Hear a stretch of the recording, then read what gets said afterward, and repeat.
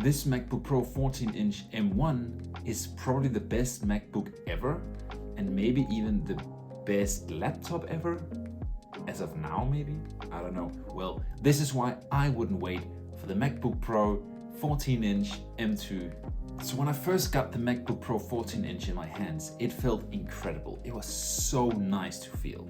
It had like soft edges, no sharp edges at all, just a really smooth feeling. So I had a MacBook Pro 2018 Intel model before this MacBook Pro M1. And the MacBook Pro 14-inch is just, it feels 10 times better than the old one. Like, it feels way more premium. It's actually crazy the difference they made in like, what, 3 years, 4 years? It's just insane. So I would say that the physical appearance is probably like one of the best experiences I've had with a laptop ever. One of the best things about this MacBook is the screen.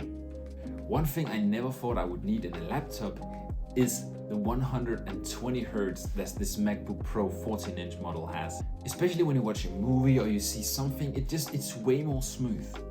And when you compare it to an old MacBook, oh my god, you would never want to go back to something that isn't 120 Hz, trust me.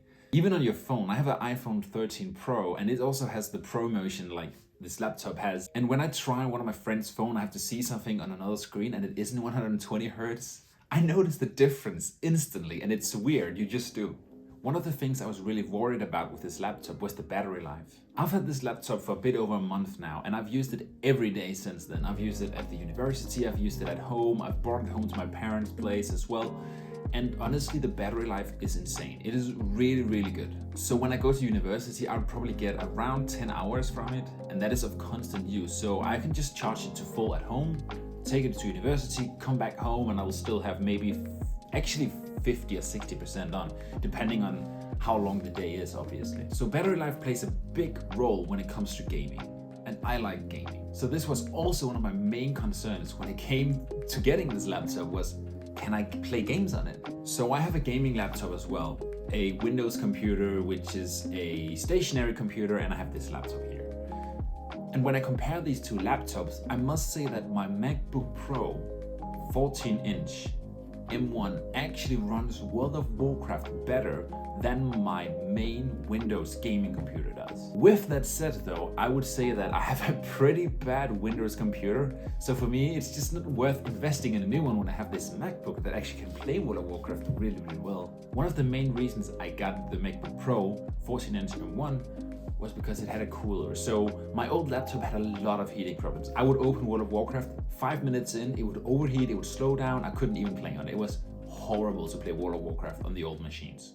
But this one's is a whole different story. This one barely gets warm, and I must say it does get warm, but it's actually really good at cooling it down again. So when you do a heavy task in World of Warcraft, you go into a raid or something that requires more graphics than just standing idle in a game, it will like heat up a bit and make some noise, but when I like get out of the stressy situations, it will cool down again and it won't slow down at all. It's, in my opinion, it works really well for World of Warcraft at least. I also know that World of Warcraft is really well optimized for the MacBooks. So I got this MacBook with the 1TB hard disk and 60 gigabytes of RAM. And I paid around $2,100 for it, which is really, really cheap because the prices in Denmark are just way higher when you compare them to the US or any other country in the world pretty much.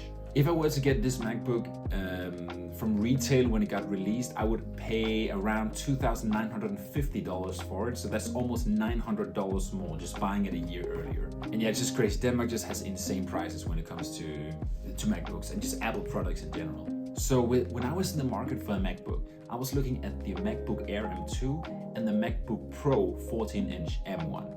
I knew that I needed 16 gigabytes of RAM at least. I would not be able to last on an 8 gigabytes of RAM. And I also knew that I needed a bigger hard disk. I at least needed 512 gigabytes, and even more would be better for me. And when I had to upgrade the MacBook Air just to these specs, it would actually be more expensive for me to buy that MacBook Air here in Denmark compared to the MacBook Pro 14-inch M1. And with the MacBook Pro, you even get the better screen, you get a bigger display, you get just cooling in it. There's just so many good things about this MacBook compared to the MacBook Air M2. So paying more for a worse machine? didn't seem like a good deal to me. So it was pretty much just a no-brainer for me to not get this machine, which is also part of the reason why I think it is not worth waiting for the MacBook Pro 14-inch with the M2 chip. And sure, the new MacBook Pro 14 with the M2 chip will be better and will probably have a better CPU, but I don't think we'll see any major design changes. We'll probably see an increase in battery life and just an overall better CPU. And then the main difference between the MacBook Pro 14-inch M2 and the M1 will be the price point, obviously. So let's say that you were to buy this MacBook Pro 14-inch M1 model 1 year ago when it got released, you would pay around $3,000, here in Denmark at least. And with the new M2 model that will probably get released in a few months, you're gonna have to pay at least $3,000. And it will probably be more because of the upgraded CPU.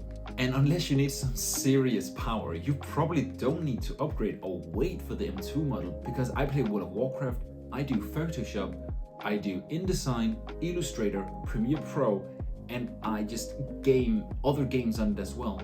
And it works perfectly fine for me. I can also have around, I think I tested this with like 20-30 tabs open and it didn't lag at all. Nothing can stop this computer. I simply love this machine, and I think anyone who would get this machine would love it as well. So let me know what you think of this take down in the comments. Do you think it's worth waiting for the MacBook Pro 14-inch M2 model compared to the M1? So if you have this MacBook Pro 14-inch, I would love to hear from you and tell me if there's things you didn't like about it or if there's things you really like about it that I forgot to mention. Thank you so much for watching.